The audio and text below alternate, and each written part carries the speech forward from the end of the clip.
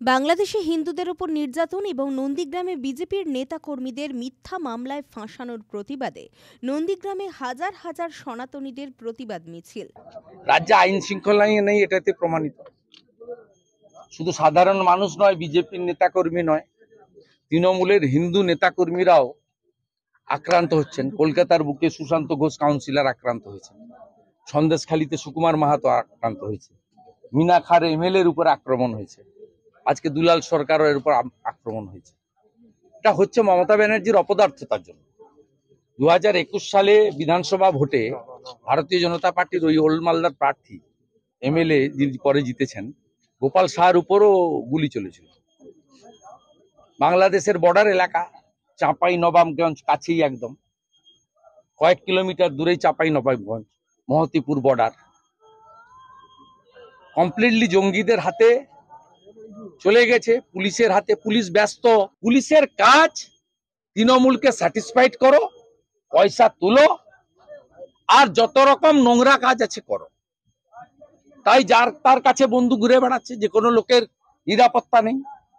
মিছিলে অংশগ্রহণ করেন রাজ্য বিধানসভার বিরোধী দলনেতা শুভেন্দু অধিকারী। নিন্দামঞ্চকের ঘটনা, 25 কিলোমিটার দূরে বাড়ি, 30 কিলোমিটার দূরে বাড়ি, পঞ্চায়েত সমিতির চেয়ারম্যান প্রধান 12টা 5-এ টাইম দিয়েছে, 5টা 20-তে এফআইআর নিয়েছে।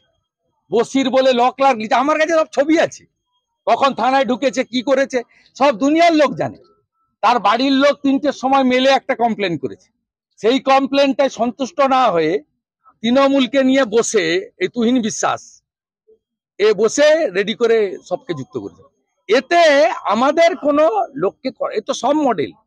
গোকুলনগর পেট্রোল পাম্প থেকে মহেশপুর বাজার পর্যন্ত এই মিছিল সংগঠিত হয়। আব্দুল্লাহর সময়কালে জম্মু কাশ্মীরের পুলিশ যেভাবে স্লো পয়জন করে ভারত কেশরীকে মেরেছে, আমার আশঙ্কা যে অবিলম্বে যদি 2-3 সপ্তাহের মধ্যে কেউ ব্যবস্থা না নেয়, তাহলে চিন্ময় কৃষ্ণ প্রভু, যিনি, আমরা সনাতনীরা বিভিন্নভাবে বিভক্ত ছিলাম, ব্রাহ্মণ, ক্ষত্রিয়, বৈশ্য, শূদ্র, কেউ বৈষ্ণব, কেউ আর্য সমাজ, কেউ রামকৃষ্ণ মিশন, কেউ ইস্কন, কেউ ভারত সেবাশ্রম, কেউ ঠাকুর অনুকূল চন্দ্র, কেউ বাবা লোকনাথ ব্রহ্মচারী।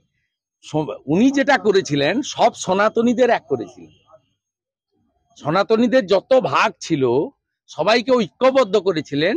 এটা ওদের কাছে খুব অ্যালার্মিং ছিল।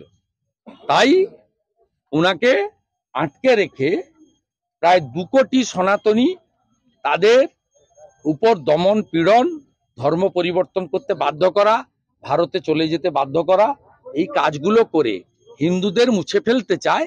এ লড়াই বাঁচার লড়াই নয়, এ লড়াই বাংলাদেশ এবং এপারের পশ্চিমবঙ্গের হিন্দুদের অস্তিত্ব রক্ষার লড়াই। ব্যুরো রিপোর্ট, খবর BCBS।